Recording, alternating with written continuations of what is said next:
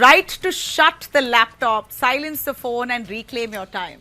NCP MP Supriya Sule has introduced the Right to Disconnect Bill 2025, a law that gives Indian employees the power to say no to office calls, emails, and WhatsApp messages after work hours. No 11 p.m. pings, no midnight urgent emails, no Sunday calls from the boss, because this isn't, at this point, only a policy. This is a lot more personal. It's about your personal, private time. India has always valued family, balance, and peace of mind, but our always-on kind of work behavior has turned that upside down. It seems like employers take people for granted, and an MP has decided to now come up with a bill ensuring that employees have their rights in place. Look at what's happening. You have 72% of employees who feel stressed, as per a survey, by constant availability. 1 in 3 works beyond official hours. People work beyond official hours, and that's becoming very common. 1 in 3 people who say okay to that, extended hours. India ranks among the longest working hours globally, and work from home erased all boundaries. Employers largely expecting their employees to work much past their work time because they're working from home. Now, this is clear that Indians glorify staying late, being available, replying instantly, but the cost is massive. What Supriya Sule, the MP, says as part of that bill, she's proposed a legal right to ignore after-hours communication, fines for employers who pressure staff, clear rules for contact hours, digital curfews, and employee welfare authority for disputes. Supporters say that this is about mental health and productivity, and they want people to respect that.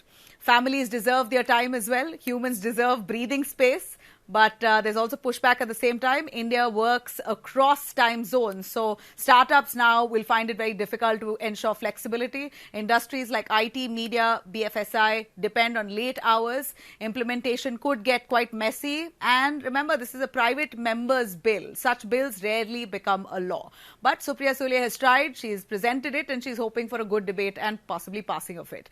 But a big question here that this has sparked: if at all Europe can disconnect after work, can India, or is India ready to disconnect post-work hours?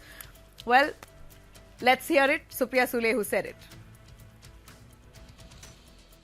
Sir, I beg to move to leave to introduce a bill to establish Employees Welfare Authority to confer the right on every employee to disconnect from work-related telephone calls and emails beyond working hours and on holidays, and right to refuse to answer calls and emails outside of work hours for all matters connected thereafter incidental. Therefore, it's a right to disconnect. All right, let's quickly bring in our guests on board. Dr. Kiranpreet Kaur, Human Resources Expert and Global Talent Acquisition Strategist. Also Professor Bijan Mishra, Consumer Policy Expert. Thanks both of you for joining us.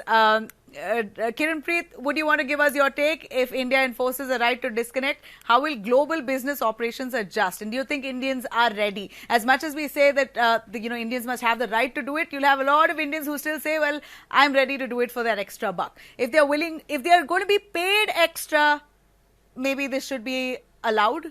But without pay, you're expected to extend, and that's the norm. That usually is a practice all over. You expect things to happen for free. Do you believe it can be enforceable in a culture like ours? Thank you for the wonderful question, Abida. Of course, I think since technology has made it so much convenient across the borders to, ensure that the work can be managed, healthy limits and respect for the time of employees can also be very well managed. Everybody needs time to rest, recharge, and take care of their loved ones. This is more of a cultural shift that as Indians we need to make, and it's high time we make it, given the kind of mental stress issues that Indians are reporting. If France can do it, if Belgium can do it, if Slovakia can do it, Germany can do it, we as well can do it. And it will be more of a business strategy. People will come back more refreshed, and their productivity will only talk better about them. So this is a great initiative which emphasizes more on mental well-being of employees, and this is the need of the hour for that, especially with the hybrid and remote work. It is indeed very much needed. All right. Professor Bijan Mishra, would you want to come in on that? On Indians more often than not, willing to extend because they feel saying no. In fact, it's very hard for us to say no, right? It's a problem that I also have, and I've learned it the hard way and only in the long run. I started off being vulnerable, saying okay to everything, working extended hours and hoping that that's what will make me grow. But that is far from the fact. I mean, yes, you are willing to award or reward someone who's willing to go that extra mile, but doesn't always happen, as far as what I see.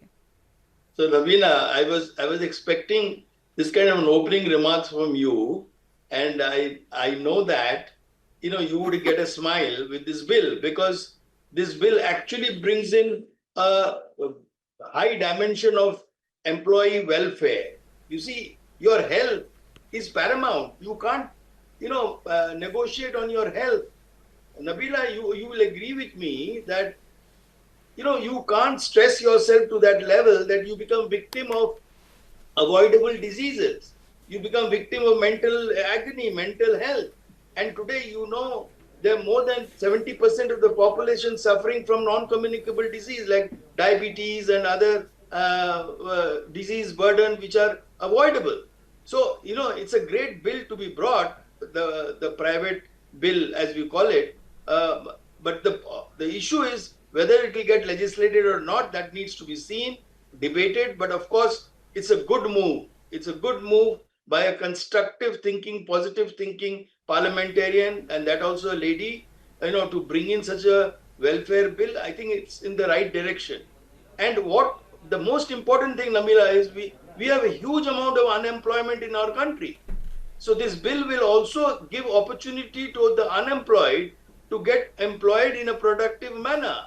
So why stress somebody, make the person overwork, and make the person just to oblige the bosses to agree to do overwork? That's not fair. So in my view, I think it's a great move. We must ensure that the 8 hours is very productively used, not in the manner it is used today. As you would see, especially in the government offices, they play cards, they while away their time in their 8 hours, they're not very proactive. So we have to make sure that while without compromising on productivity, we don't make people work more than 8 hours. They need to deliver. And many offices today, especially in the private sector, they are work driven. They tell you that if you finish your work, go home and relax. If you can't finish your work, then finish it and then go. So if you are not efficient, then you ought to be efficient. And that is the bottom line. And that is what, I think is the objective of this bill, or the preamble of this bill should be, that how to increase productivity of human resource in the country, and how to ensure that we are able to give equitable opportunity to all the citizens who need employment. So it will also help to generate employment and give, because as a consumer, say, I want 24/7 service. I want a 24/7 service, because I am not free at a time when you don't want to work, and I want you there when I'm free. So you need a 24/7 service. So in order to do that, you can't stretch a single person to do overtime or work hard. You see the fiasco which has happened with Indigo recently. They stressed the pilot to such an extent that the government had to clamp down in terms of bringing a law, a regulation, in terms of working hours, and bringing a limitation in terms of how much the crew and the pilots can work. So what I feel is, we don't have to wait for a law to be brought in. I think the government should seriously consider, in terms of bringing this private members bill into action and legislate it. It will be good for the country. It will be good for the citizens. And I think there'll be a smile on the face of all the employees. I'm sure about that. Absolutely. Final one from Kiran Preet. Would you want to tell us that India's growth model itself is based on overworking or extended hours? We don't want to pay too much, but we want to extract a lot. What's the message to employers, whether this bill comes into effect or not? What industries truly need is, productive hours within that time frame, but they somehow want to stretch it much beyond it. It's a practice that needs to be busted.